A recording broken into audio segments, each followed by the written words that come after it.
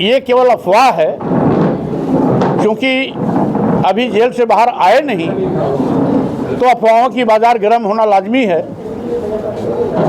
आजम खान जी वरिष्ठ नेता हैं, क्या करेंगे क्या नहीं करेंगे उनकी जुबानी सुननी चाहिए, मैं उस पर कोई टिप्पणी नहीं कर सकता।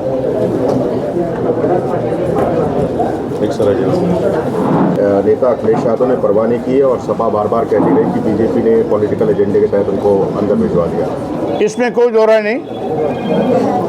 भारतीय जनता पार्टी ने राजनीतिक द्वेष भावना बदलने की नीयत से आजम खान जी को बकरी चोरी मुर्गी चोरी जैसे घटिया आरोप लगा करके जेल के सलाखों में इतने लंबे अरसे तक बंद रखा, जबकि लंबे अरसे से उत्तर प्रदेश की राजनीति में उनका एक मुकाम है। लगभग दसियों बार विधानसभा में, अनेकों बार लोकसभा में, राज्यसभा में आदि लंबी राजनीतिक जिंदगी होने के बावजूद भी जिस घटिया मानसिकता के साथ भारतीय जनता पार्टी ने उनके साथ बर्ताव किया वाकई में बहुत निंदनीय है। और इसके साथ ही साथ आजम खान जी का क्या निर्णय होगा उस पर अनुमान लगाने के बजाय उनसे खुद जानने की कोशिश करनी चाहिए। हम समझते हैं अभी वो जेल से बाहर आए नहीं, कयासबाजी शुरू हो गई, अफवाहों की बाजार गर्म हो गई, यहाँ जा रहे हैं वहाँ जा रहे हैं। हम समझते हैं वो उनका एक बड़ा राजनीतिक कैरियर रहा है, वो खुद सोच समझ के निर्णय लेंगे। हाँ, इतना जरूर है कि ये आरोप सही है कि समाजवादी पार्टी कभी भी उनके साथ खड़ी नहीं हुई। ये दुखद था कि जिस पार्टी के लिए आजम खान जी को इतनी यातनाएं झेलनी पड़ी, जिस पार्टी के लिए जाने जाते थे, माने जाते थे, वो पार्टी उनके दुख की घड़ी में कभी खड़ी नहीं दिखाई पड़ी। ये बहुत ही दुर्भाग्यपूर्ण था। जीएसटी की तो ये तो ठीक उसी तरीके से है, किसी घर में आग लगा दीजिए, आग पूरा जल जाए, धुआं करता रहे तो उसको पानी डाल करके, एक बाल्टी पानी डाल करके बुझाने का नाटक किया जाए। ठीक उसी तरीके से जीएसटी के माध्यम से पूरे देश की जनता की कमर तोड़ दी। छोटे और मध्यम व्यापारी तो बिल्कुल खत्म हो गए। व्यापारी के नाम पर आज देश के बड़े थलीशाह अदानी अंबानी जैसे कुछ अगली कतार के बड़े बड़े बिजनेसमैन को बढ़ावा मिला, शेष सफी दफन कर दिए गए, और जब अब कुछ बचा नहीं तो उसमें जीएसटी में कुछ परसेंट माफ कर देना, ये तो स्वाभाविक रूप से केवल एक मजाक है, चुनावी बेतरनी पार करने का एक उपाय है, इसके अलावा कुछ नहीं।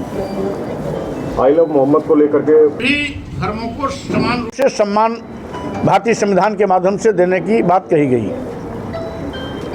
सभी को अपने अपने धर्म को अपने अपने तौर तरीके से परंपरागत रूप से मनाए जाने की पूरी आज़ादी है, छूट है। तो स्वाभाविक रूप से किसी के धर्म में दूसरे धर्मावलंबी को दखल नहीं देना चाहिए। इसीलिए हमारी संविधान की मंशा के अनुरूप काम करना चाहिए।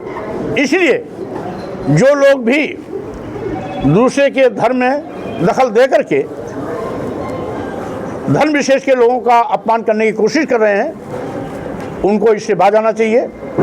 कानून, कायदे और संविधान के लिहाज से काम करना चाहिए। साथ जो है भागीदारी न्याय मोर्चा बना करके हम सब 1 साल से संघर्ष कर रहे थे, और भारतीय जनता पार्टी की जन विरोधी जो नीतियां हैं उसको हम जनता तक जा कर के बता रहे थे, और सरकार को हम आगाज भी कर रहे थे।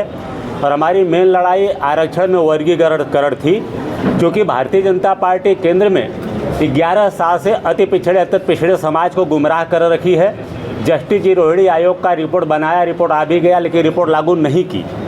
और उत्तर प्रदेश में 8 साल से माननीय योगी आदित्यनाथ जी ने अति पिछड़े समाज को गुमराह कर रखे हैं। लेकिन हम लोग इकट्ठा होकर के भागीदारी न्याय मोर्चा बना करके संघर्ष करके अपनी आवाज़ उठा रहे थे, लेकिन अब ज़रूरत आ गई है कि आवाज़ उठाने से काम नहीं चलेगा, अब सरकार बनाने से काम चलेगा।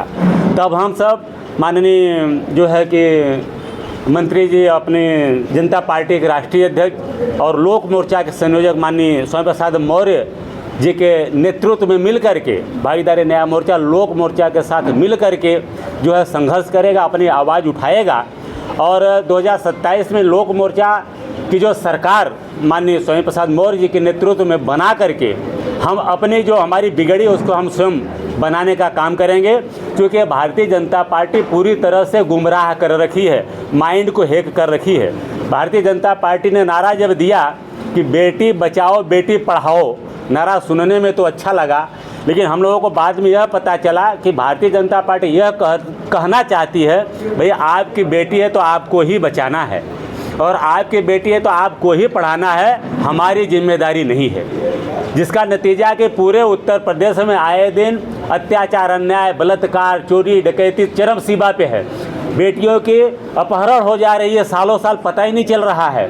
रेप और मर्डर, हत्याएं हो रही है, कोई सुनने वाला नहीं है। इसलिए ये जनता को हम सब बताना चाहते हैं, ये भारतीय जनता पार्टी बड़ी बड़ी अच्छी अच्छी बात तो कर सकती है, आपकी माइंड है कर सकती है, लेकिन आपके हित में काम नहीं कर सकती है। आपको अगर अपनी बिगड़ी बनानी है तो अपनी सरकार बनानी पड़ेगी उत्तर प्रदेश में। तो माननीय जो स्वामी प्रसाद मौर्य जी के नेतृत्व में हम सब लोक मोर्चा की सरकार बनाकर माननीय स्वामी प्रसाद मौर्य जी को मुख्यमंत्री उत्तर प्रदेश से बना करके अपनी बिगड़ी बनाने का काम करेंगे।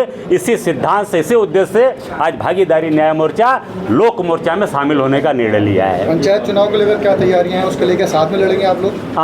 बेशक पंचायत चुनाव चूँकि बड़ा प्रदेश है और बड़े प्रत्याशी हैं, तो हम सब बड़ा संगठन भी है, मिल करके हम आपस में जिस तरीके से हमारे प्रत्याशी पंचायत चुनाव के जिस तरह से पानी में दूध में शक्कर मिला करके मिठास घोल दिया जाता है, इसी तरह से हमारे सभी प्रत्याशी मिल करके चुनाव लड़ेंगे और जीतने का भी काम करेंगे।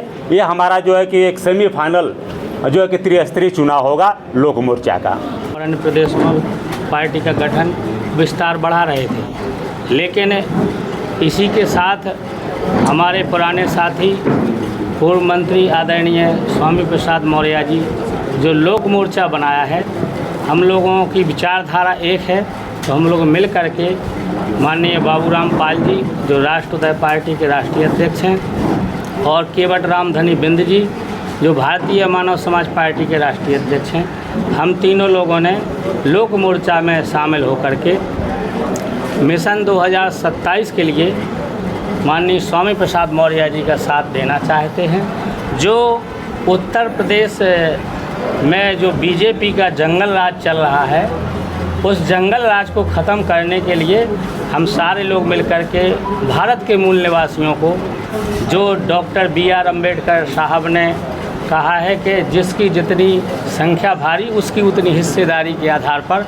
हम इस लड़ाई को और तेज़ गति देना चाहते हैं। और मैं रमेश चंद्र निषाद ऐसी जाति से आता हूं जो मछुआरा जाति है, और मछुआरा जाति पूरे हिंदुस्तान में 18 से 20% पाई जाती है। आज इस समाज को बीजेपी के लोगों ने वोट लेकर के गुमराह करने का काम किया है। जैसे आज हमारे उत्तर प्रदेश में डॉक्टर संजय निषाद मंत्री हैं, और 2019 में देश के प्रधानमंत्री मोदी जी ने सारे आरक्षण ख़त्म कर दिए हैं, और डॉक्टर संजय निषादों को गुमराह करके कि हम तुम्हें आरक्षण दिलाएंगे इस नाम पे वोट ले लिया है और गुमराह कर रहे हैं। तो हम लोग चाहते हैं ऐसे बहरूपियों को भी हटाया जाए, और हम लोग मिल करके लोक मोर्चा का साथ देंगे, और 2027 में हम माननीय स्वामी प्रसाद मौर्य जी को उत्तर प्रदेश का मुख्यमंत्री बनाना चाहते हैं, और जिसकी जितनी संख्या के आधार पे हम लोग सब मिल कर के साथ देना चाहते हैं। आज लोक मोर्चा में भागीदारी न्याय मोर्चा जो स्वामी प्रसाद मौर्य जी हैं राष्ट्रीय अपना जनता पार्टी राष्ट्रीय अध्यक्ष, उनके नेतृत्व में हम लोग सम्मिलित हुए हैं। जैसा सभी नेताओं वक्ताओं ने बात बताई कि हम लोग सभी माननीय मौर्य जी को उत्तर प्रदेश का मुख्यमंत्री बनाकर, जो आज तक तमाम राजनीतिक पार्टी चाहे बीजेपी हो चाहे सपा हो या कांग्रेस हो या बसपा के लोग हो, शोषित गरीब वंचित को अभी तक अधिकार नहीं मिला। जैसे हमारे बाबू रामपाल जी ने आपको बताया कि सामाजिक न्याय समिति की रिपोर्ट लागू होनी चाहिए अति पिछड़े समाज के लिए। सभी राजनीतिक पार्टियाँ सिर्फ अति पिछड़े समाज का वोट लेती है, मतलब फुटबॉल की तरह उनको नचाने का काम करती है। लेकिन आज उत्तर प्रदेश में तीसरा विकल्प माननीय स्वामी प्रसाद मौर्य जी के नेतृत्व में बन के उभर रहा है और आने वाले इसमें 2027 में हम इनको मुख्यमंत्री बनाएंगे और उत्तर प्रदेश में शोषित गरीब वंचित जो अधिकार है और सामाजिक न्याय समिति रिपोर्ट लागू करा के रहेंगे।